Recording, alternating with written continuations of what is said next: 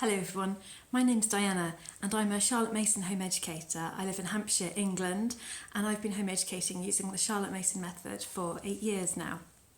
My children have run off to play, so I thought I'd take this opportunity to show you how I do the language lessons. So I'm using Speaking German with Miss Mason and Francois. I chose German because I have friends in Germany, I've studied in Germany, and I thought it would be a good thing to learn with my kids. I know some of you are choosing different languages like Japanese and Chinese, and I just think that's fabulous.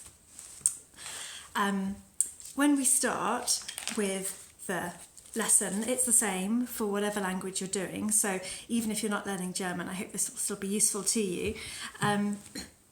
The idea is with this that it's very quick, that it should just take a few minutes of your lesson time each morning, and when it's done you put it away, come back to it the next day. So it's gradually I'm going to show you an awful lot more than we would do in one lesson at home, so I'll try and break it down for you and show you how it would work.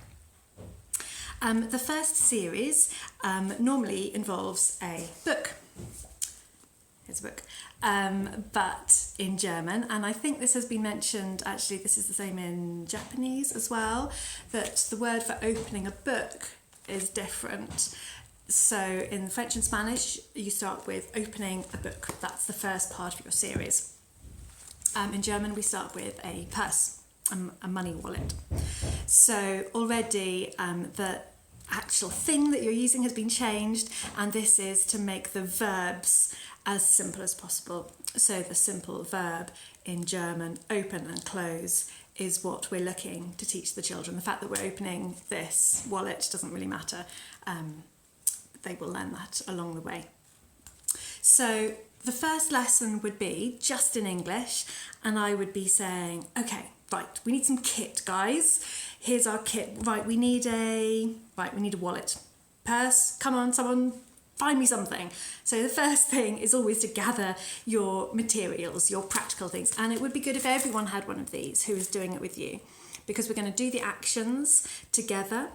And if everyone has got something to actually do the action on, then it's going to help, especially those kinesthetic learners, connect the words that they're saying with the thing that they're doing. So it's really great if before or at the beginning of the lesson you say, right, actually, everyone needs a pencil case and we need some pencils in the pencil case. Okay, go. Find your own kit for the lesson. So these things we're going to come back to using them time and again, so there may even be a little pile of accumulating debris in a corner of the room, which is going to help you with your lesson. So once we've all got our kit and we're all sitting around, I would say, right, watch me. I take the wallet.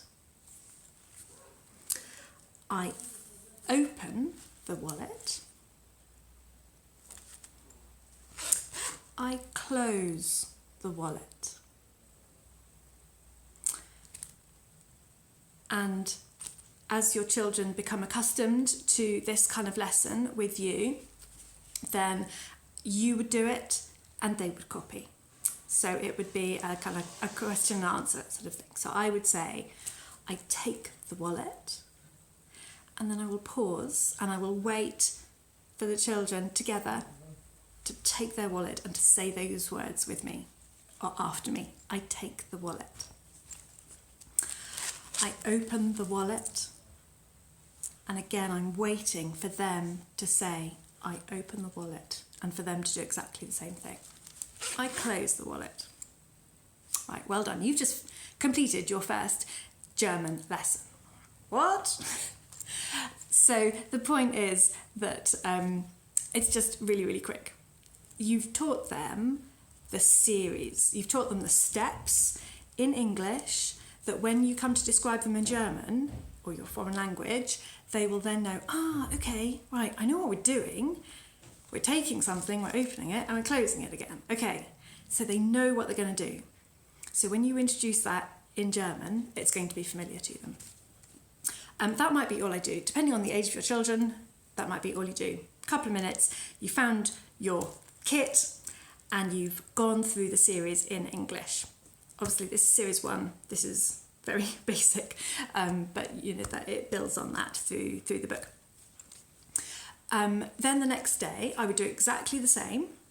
So we've got our kit, so we can run through the series again, and then I would say, okay, copy what I do. Take, open, close. So they would do that after me, step by step. That's really simple. Obviously, most children can get that fairly simply. So then I would do it in my target language. So I would say, nehme, öffne,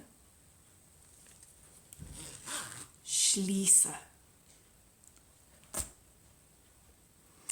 And hopefully they would do that after me. Now, if they were having trouble pronouncing some of those words, then I would say them really, really carefully. And if they had said them slightly incorrectly, then I would just say again, nehme. And I would wait for them to say nehme as well as they could. Öffne. And I would wait for them to say öffne. I could say it with them as well. Schließe, a word like that, which is really rich in the mouth. You know, I might make a comment about, oh, I love this word, schließe. And that would be it. I wouldn't go any further. That would be the end of that for that day. The next day that you came to it, like, right, we're going to run through this series. I bet you know what's coming up, but I want you to listen to what I'm saying and then to say it after me. So I would go through in English. I take the wallet, and they know jolly well what's coming next. So you kind of share that joke that, you know, we're all becoming really familiar with this by now. So it could be slightly ironic. I open the wallet. Bet you can't guess what's coming next. I close the wallet. Okay, watch me. Take, open, close. Sieh mich an. Nehme, öffne, schließe. Now if they've done that and they've got those 3 words said correctly, then I would carry on. I would say, ich nehme die Geldbörse. Now, there's new words in there, so I might say, die Geldbörse. Geldbörse. Ich nehme die Geldbörse. Ich öffne die Geldbörse. Ich schließe die Geldbörse. Now that's going to be depending on how much language your children have accumulated to that point. That might be new, that might be hard. If it's really difficult for them to do, then you would just repeat this over as many days as was necessary for them to become confident and happy in repeating that after you. Now the idea is not that they memorise this. You're not requiring them to memorise this. They quite possibly will, but you are saying it beforehand, and then they are listening and repeating. They are saying it back to you. So that is the end of series 1. Now that might take you a couple of weeks. You might just run through it in a few days. And if they're feeling confident with that, and say, right, brilliant. So next time we'll go on to series 2. It doesn't matter how long it takes. If the children don't remember some of the vocabulary, then actually that's okay. You can let a few things, some things will slip out of their minds and they will forget that. So you're not looking for 100% mastery through all of the series, but it is exposing them to lots of vocabulary, and it will assist them as they begin to become confident in describing what it is that they are doing. So the second series involves a rucksack, backpack, and again, we all need one, so sometimes you have to stretch the definition of what it is that you're needing. So once you've got your kit, again, you know, it might be like the beginning of the week that you're setting yourselves up for your new series. So then we're doing, okay, back to English. We're going to learn a new set of actions. Okay, I'm going to say what I'm doing in English, and then I want you to do the same thing and say the same thing. We're going to start in English, okay? You ready? Pay attention. I open my rucksack. I take my pencil sharpener. I take my pencil. I sharpen my pencil. I close my rucksack. So again, you would repeat that. Make sure that the children knew and could do this series of actions. And then it might be the next day, or it might just be later on that day. You could say, okay, here we go. Just say these words after me. Are you ready? Open. Take. Take. Sharpen. Close. Okay, so now we're going to do that in our target language. So some of these words are going to be familiar, and even if you're not learning German, you may be able to remember some of these words that we're going to use now. Pass auf. Öffne. Nehme. Nehme. Spitze. Lovely word. Let's say it again. Spitze. Schließe. So once we've got the hang of that, I would pause there definitely, and then the next day we would run through all of that, and then when they were ready, then we would say the whole sentences. There's the responses. I've got my sheet down here. I'm looking at. There's the responses and the that the children can say, and as you become more confident, you'll be able to use some of them, like look at me, pay attention. You know, what am I doing? And then asking them questions. You know, what are you doing? And that's beginning to form that basis of a conversation where they are not just repeating formulaically what they've been told, but actually you can say to them, was machst du? What are you doing? And you're encouraging them to use the vocabulary that they have learned so far to try and explain what they're doing.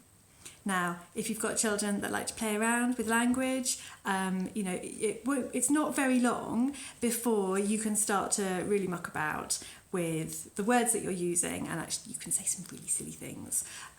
So, you know, if they want to sharpen their rucksack, then, you know, by all means, if they say it correctly, let them try and sharpen their rucksack. It's part of the fun of language, isn't it? That we begin to be able to communicate with other people and to, you know, make them laugh. So this is the series 2. So I would start with this. I would say this really quite slowly. Ich öffne meinen Rucksack. Ich nehme meinen Bleistiftspitzer. Ich nehme meinen Bleistift. Ich spitze meinen Bleistift. und ich schließe meinen Rucksack. Now there's some long words in there. If you know anything about German, you know that their words, their nouns are particularly descriptive. So a pencil sharpener, it's all one word, Bleistiftspitze. So it's going to take a while maybe for the children to get their tongue around some of these. I'm sure it's the same in other languages as well. So we would have fun with this. And if you've got other vocabulary, as a basis that you've done just orally before, you could start talking about, what colour is my pencil? If you've done colours and things with them before. So you can play around with it. This is the basis of your language lesson. But if there are other things that you can add in, then you can do that. There's also in the series, there are numbers, there are colours, there are exercises, there are little recitations and things that you can learn. Again, you would start in English and make sure that they knew in English. So the recitation is Psalm 16, verse 1 on series 2. So I would say that in English, preserve me, O God, for in thee do I put my trust. And they would learn that, Psalm 16, verse 1. And then we would do exactly the same in German, and we would read it out. Now I know this is where, if you're not a native speaker, then this becomes quite difficult. So there are the audio downloads for you to purchase from Cherrydale Press, which would help you with this.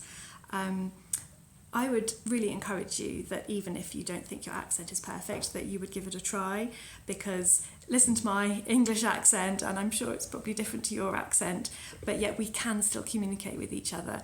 And that's the same in any other language. So even if you're speaking with what you consider to be quite a strong accent, give it a go anyway, because that is the basis of how we start to talk any foreign language. So we start from where we are. So then I would say the psalm, I would say, behüte mich, O Gott, denn ich vertraue dir. And my 9-year-old has just learnt that. She's just memorised it, and she has written that on some artwork that she did for me.